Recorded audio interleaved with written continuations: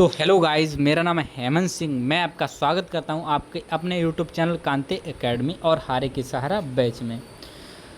तो आज की इस वीडियो में हम बात करेंगे केमिकल टेक्नोलॉजी फर्स्ट सब्जेक्ट के बारे में।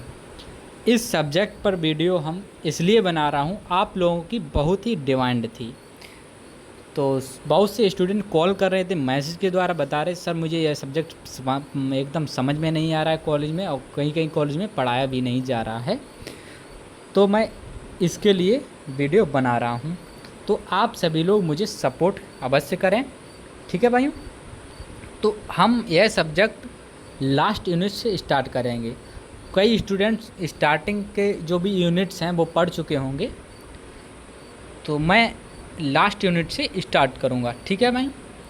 तो इसमें ऐसा कुछ नहीं है कि मतलब कि ऊपर का अगर नहीं पढ़ाएंगे तो नीचे समझ में नहीं आएगा। आप कहीं से भी पढ़िए, कोई भी यूनिट पढ़िए, और सभी यूनिट्स अलग अलग हैं। तो हम अगर अलग अलग नहीं होंगी तो जो भी बताना पड़ेगा दोबारा से वो मैं बताऊंगा।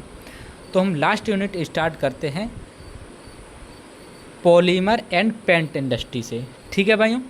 तो इसमें सबसे पहला टॉपिक है हमारा types of polymer. Types of polymer, इस टॉपिक के बारे में आज हम बात करेंगे, ठीक है।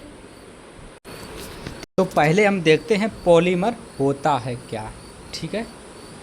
कलर चेंज कर लेते हैं। तो पॉलीमर अणुओं की लंबी श्रृंखलाओं से बने पदार्थ होते हैं। ये उच्च आणविक भार वाले कंपाउंड होते हैं, ठीक है, यौगिक या कंपाउंड होते हैं। आप जो है एग्ज़ाम में टेक्निकल वर्ड जो भी हैं आपकी थ्योरी में, मतलब कि जो लिखते टाइम जो भी टेक्निकल वर्ड आते हैं उनको इंग्लिश में ही आप लिखिए, तो आपके लिए बेहतर रहेगा। यह मेरा आपसे सजेशन है। जैसे पॉलीमर और पॉलीमराइजेशन प्रोसेस से बनते हैं, जिनमें के घटक तत्व मोनोमर्स कहलाते हैं।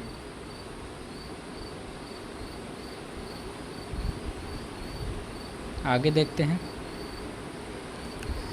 जब एक समान मोनोमर्स आपस में जुड़कर पॉलीमर चेन बनाते हैं तो ये आपस में कोवैलेंट बॉन्ड से जुड़े रहते हैं। पॉलीमर को उनके अणुओं की विशालता के कारण माइक्रो मॉलिक्यूल्स भी कहा जाता है, ठीक है। इनकी जो है अणुओं की विशालता होती है, यानी कि अधिक संख्या में अणु होते हैं, उसके कारण इसे माइक्रो मॉलिक्यूल्स भी कहते हैं, ठीक है। इसका एग्जाम्पल क्या है, पॉलीथीन आपका हो गया, ठीक है।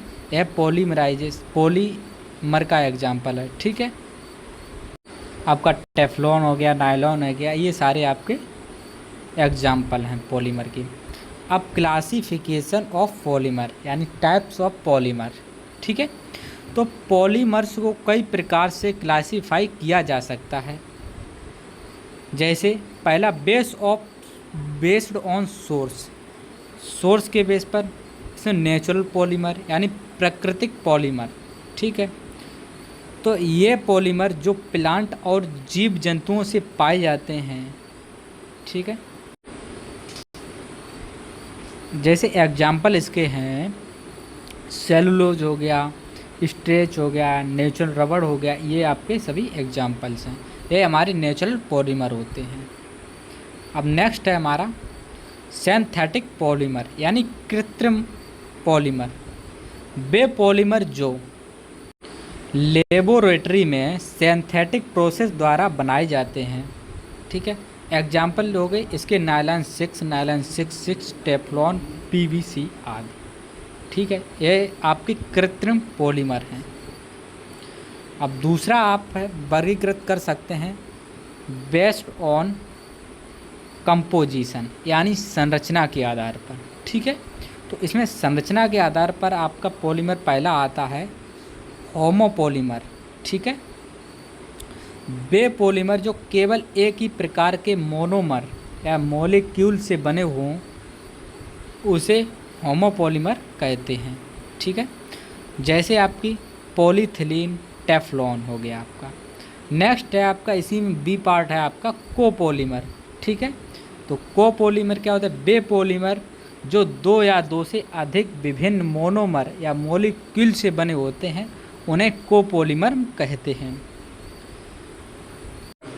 एग्जाम्पल इसके स्टायरीन, ट्राइलिन, बेनाएस, ठीक है, आदि। अब थर्ड है हमारा बेस्ड ऑन स्ट्रक्चर। ठीक है, बेस्ड ऑन स्ट्रक्चर पे क्या है?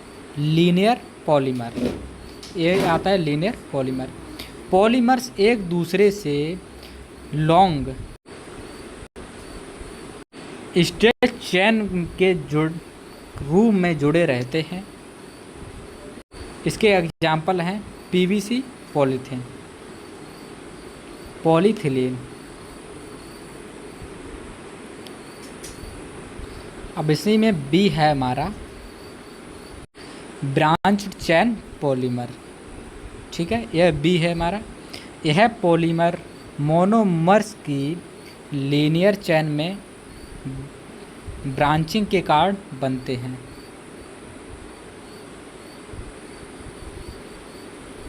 इसका मेल्टिंग पॉइंट और डेंसिटी कम होती है।